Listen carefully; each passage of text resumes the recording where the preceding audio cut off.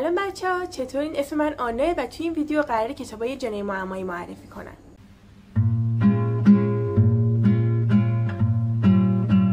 کتابی که انتخاب کردم کتاب اتاق مهمانه و خودم خیلی دوستش داشتم به خاطر داستان پرکششی که داشت و به خاطر اینکه کمکم کرد از ریدینگ اسلام در بیام و بتونم دوباره کتاب بخونم. این کتاب در مورد اینه که لیزا یه اتاق اجاره‌ای توی خونه خیلی بزرگ که صاحبش یه زوجن رو پیدا میکنه. همه چی خیلی خوب پیش میره تا اینکه لیزا نامه خودکشی یه مرد رو توی این اتاق پیدا میکنه. شخصیت اصلی ما یعنی لیزا کلی راز توی گذشته‌ش و بچگیش داره که والدینش سعی دارن ازش پنهون کنن و خب این مرد و این اتاق یه سری ارتباط با رازای بچگی لیزا که سعی داره ازشون سر در بیاره پیدا میکنن. این دلیلی که لیزا مشکلات روانی داره، خانواده‌اش اصرار دارن که ممکنه توهم زده باشه و هیچ رازی ازش پنهان نکردن و از جایی که صاحبای خونم اصرار دارن که همچین اتفاق وحشتناکی که داخل این اتاق نیفتاده و هیچ مردی خودکشی نکرده و از هیچ خبر ندارن، آیا واقعا لیزا توهم زده یا همچین اتفاقی افتاده؟ بعدی کتاب هرگز دروغ نگو از فریدا مکفادنه. این کتاب در مورد یه زوجی که تازه ازدواج کردن و تصمیم دارن خونه رویاییشون رو پیدا کنن.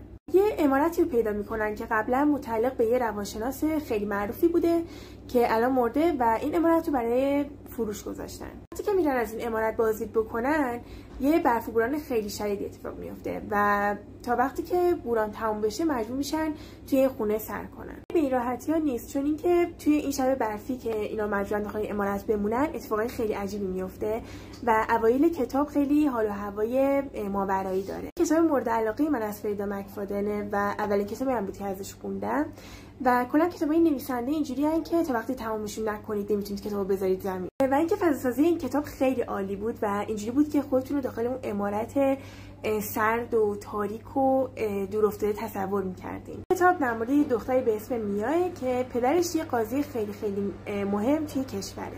یا به طرز عجیبی ناپدید میشه و بعد از کلی تلاش و سختی پیداش میکنن. وقتی که پیداش میکنن میاد تقریبا هیچی از اتفاقایی که براش افتاده یادش نمیاد، ولی اخلاقش خیلی تغییر کرد و اصلا زیاد حرف نمیزنه. برای اینکه بفهمیم چه اتفاقی افتاده، فصل کتاب میرن به گذشته و ما میفهمیم میاد چطوری ناپدید شده و وقتی که ناپدید شده چه اتفاقی براش افتاده. و بچه‌ها اتفاقی که براش افتاده رو اصلا نمیتونید حدس بزنید. کتابو خیلی دوست داشتم، با اینکه زیاد هیجان انگیز نبود، قلم نویسندش اصلا خسته‌تون نمی‌کرد و کتاب خیلی تاثیرگذاریه. و خب به نظر من این کتاب به همون اندازه‌ای که جنای معمایی بود، یه عاشقانه هم بود و عاشقانه‌اش از اونایی هم هست که ممکنه باهاش گریه کنه. بعدی کتاب نجواگره. در مورد یه پدر پسره که بعد از یه اتفاق تلخی براشون میفته تصمیم میگیرن برن به یه شهر جدید. این شهری که این پدر پسر بهش نقل مکان کردن هم یه گذشته خیلی خیلی تاریک داره. و اونم اینه که توی این شهر یه قاتلی بوده که پسر بچهای خیلی کوچیکو میدزدیده و بهش لقب نجواگر دادن، چون اینکه قبل از اینکه اون پسر بچه‌ها رو بدزده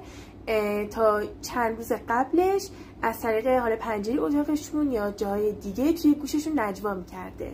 این اتفاق گذشته و اون قاتل الان دستگیر شده و توی زندانه. اونجایی شروع میشه که این قصه دوباره اتفاق میافتن و پسر بچهای جدید دزدیده میشن که قبل از اینکه دزدیده بشن به والدینشون میگفتن که یه سری نجوا میشنون و الان این پسر بچه‌ی داستان ما هم داره اون نجواها رو میشنوه. کتاب از اون دسته کتاباییه که باید بهش زمان بدین و با حوصله بخونیدش و وقتی که به نیمه دوم کتاب میرسین خیلی پرهیجان‌تر میشه.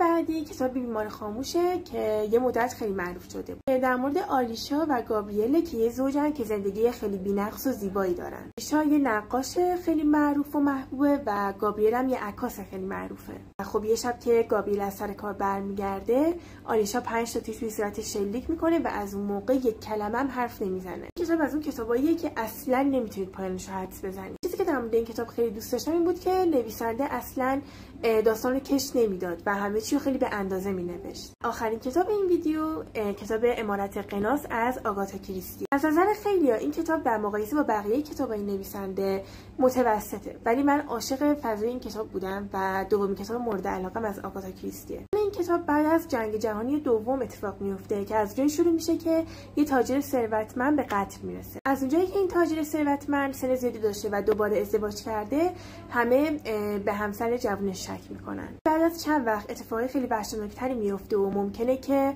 افراد بیشتری به قتل برسن. برای همین مجبور میشن که هرچی زودتر اون مظنون اصلی رو پیدا کنن. خود آگاتا کریستی کتابو خیلی دوست داشته و گفته که نوشتنش خیلی براش لذت بخش بود. نظر من فضای این کتابش خیلی متفاوت بود از کتابای دیگه‌اش و دو تا کاراگاه معروف کتاباش هم یعنی پارو و خانم مارپل هم توی این کتاب نیستن و به نظرم این کتاب خیلی معمای سختی داشت. خب بچه‌ها اینا همه کتابایی بودن که توی این ویدیو خواستم بهتون معرفی کنم و به نظرم همه‌شون اونقدر خوب بودن که نباید از دستشون داد.